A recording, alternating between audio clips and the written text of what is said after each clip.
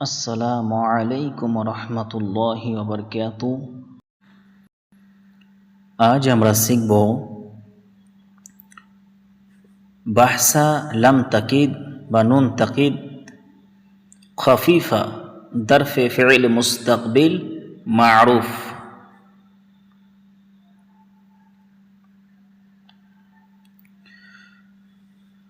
তাহলে আমরা এর পূর্বে শিখেছিলাম সাকিলা, বাহসা লাম তাকিদ নুন তাকিদ সাকিলা দরফে মুস্তাকবিল মা'রুফ শিখেছিলাম বা মাজহুল শিখেছিলাম। আজ আমরা শিখব বাহসা লাম তাকিদ বা নুন তাকিদ দরফে খফিফা দরফে মুস্তাকবিল মা'রুফ।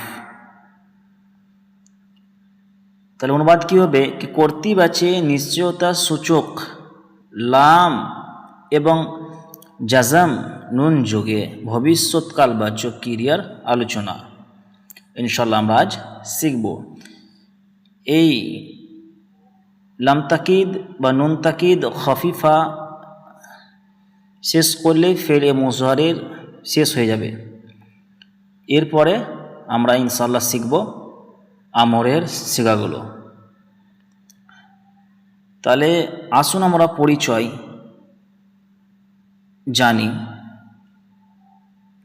এবং বুঝি কি লাম তাকিদ বা নুন তাকিদ দরফে লাম তাকিদ ও লাম তাকিদ বা নুন তাকিদ খফিফা দরফে ফি'ল মুস্তাকবিল মা'রুফের পরিচয়। যে ফেল ভবিষ্যতে কোনো কাজ নিশ্চিতভাবে করবে বা হবে বুঝায় এবং তার ফাইল তথা কর্তা জানা থাকে তাকে লাম তাকিদ বা নুন তাকিদ খফিফা দরফে মুস্তাকবিল মা'রুফ বলে।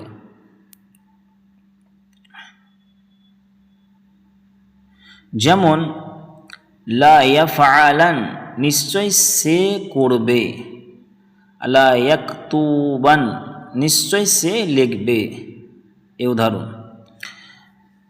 তাইলে আমরা পরিচয় কি পেলাম যে ভবিষ্যতে কোনো কাজ নিশ্চিতভাবে করবে তাকিদের সাথে, করবেই যেটা তাকিদ আমরা অবশ্যই বা নিশ্চয়ই সেই কাজটি করবেই, যে ভবিষ্যতে তাকিদ দেওয়া হচ্ছে।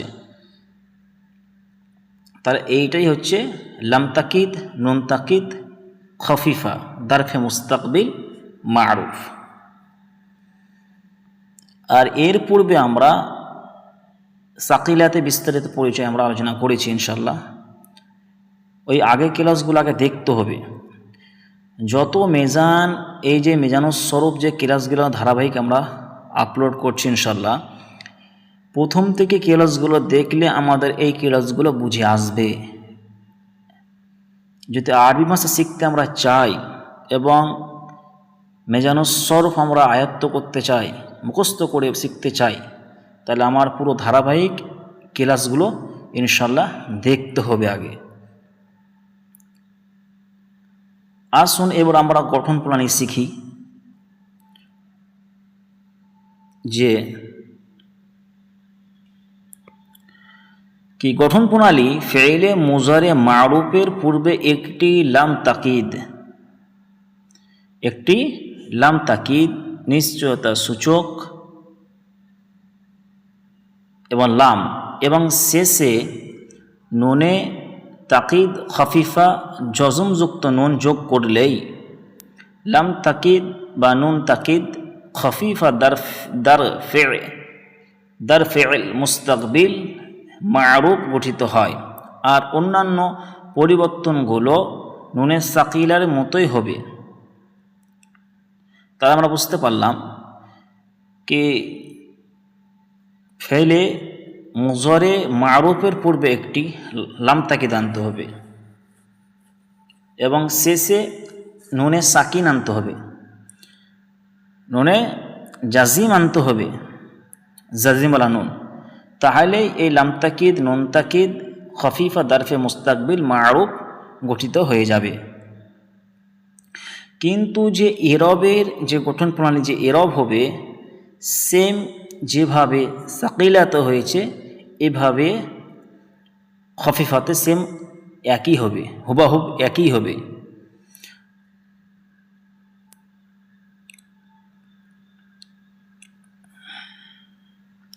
উল্লেখ যে নুনে সাকিলা ও নুনে খফিফার সিগাগুলোর মধ্যে অর্থগত কোনো পার্থক্য নেই।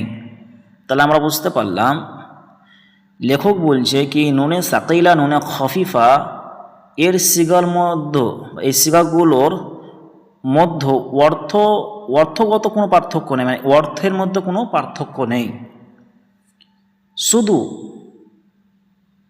শব্দগত পার্থক্য রয়েছে। শব্দগত পার্থক্য রয়েছে মানে যে সিগাগুলো গঠনগুলো তৈরি হচ্ছে, ফাআলা ফাআলা যে গঠনগুলো এর মধ্যে পার্থক্য রয়েছে। আর তা হলো নুনে সাকিলায়ের পূর্বে যে 6টি সিগার মধ্যে আলিফে ফাসিল আর আলিফে তাসনিয়া এসেছে, সেই 6টি সিগাতে নুনে খফিফা হয় না।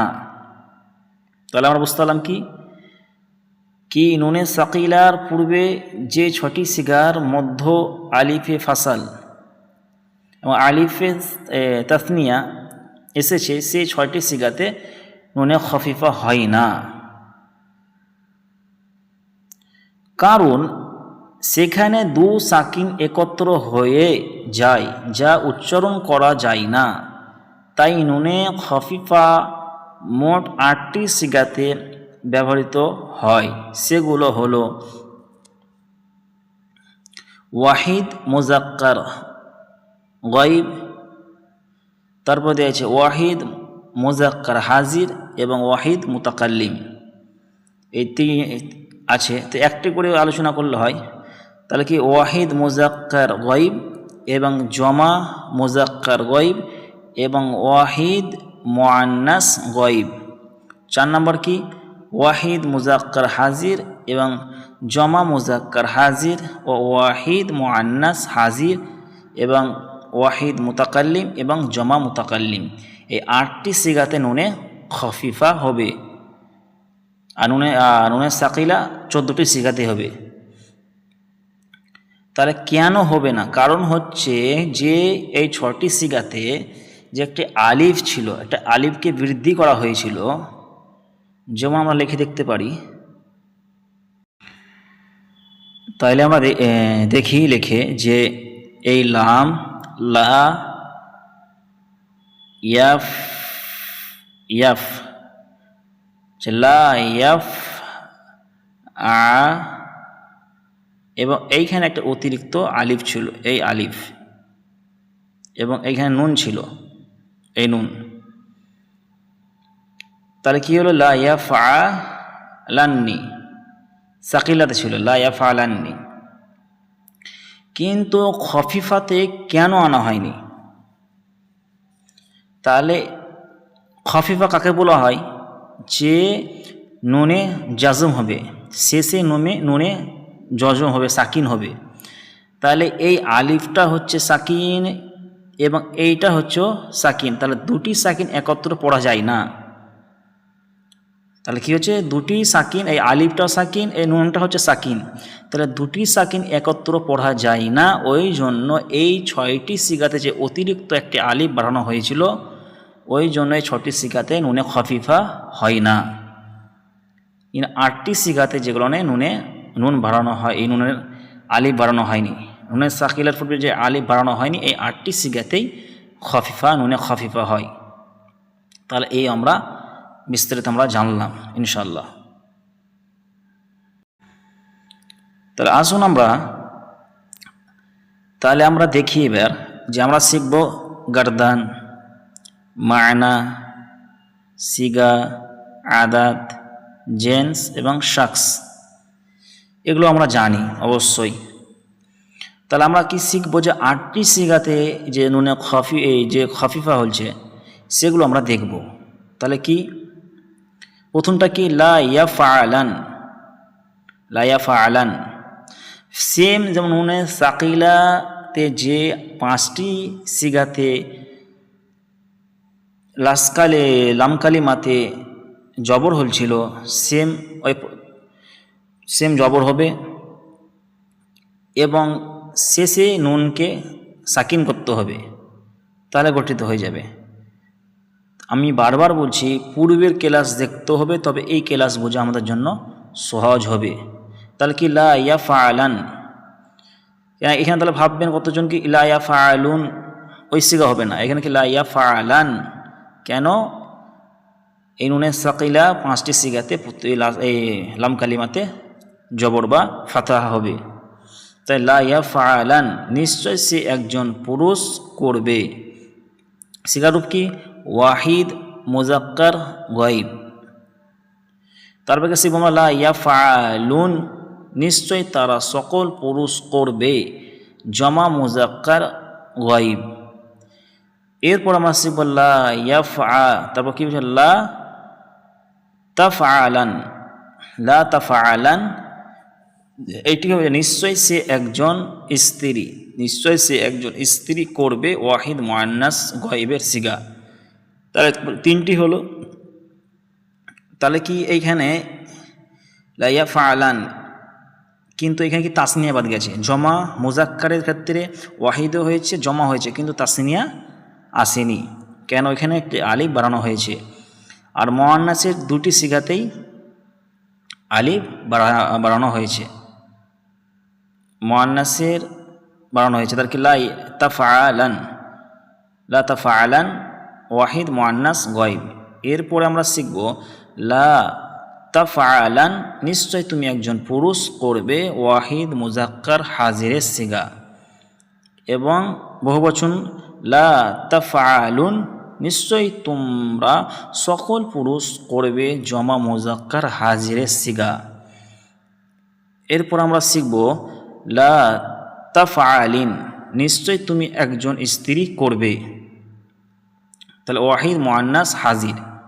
তাহলে আমরা 2টি পেলাম মুআন্নাসের, একটি কি পেলাম ওয়াহিদ মুআন্নাস গায়ব, আর একটা হচ্ছে কি ওয়াহিদ মুআন্নাস হাজির। এই 2টি খালি মুআন্নাসের সিগা হয়েছে, আর বাকি 2টি করে 4টি মুজাক্কারের হয়েছে, 6টি। আর ওয়াহিদ মুতাকাল্লিম আর জমা মুতাকাল্লিম। তাহলে কী হবে? তারপরে আমরা শিখব কি লা আফআলান নিশ্চয় তুমি একজন পুরুষ ও স্ত্রী করবে, ওয়াহিদ মুতাকাল্লিম।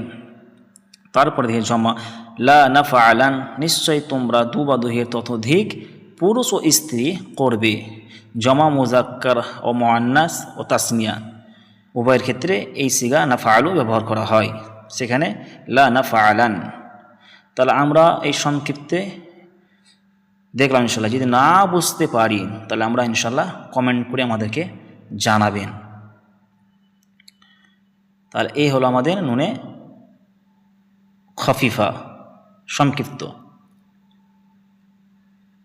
আসসালামু আলাইকুম ওয়া রাহমাতুল্লাহি ওয়া বারাকাতুহু।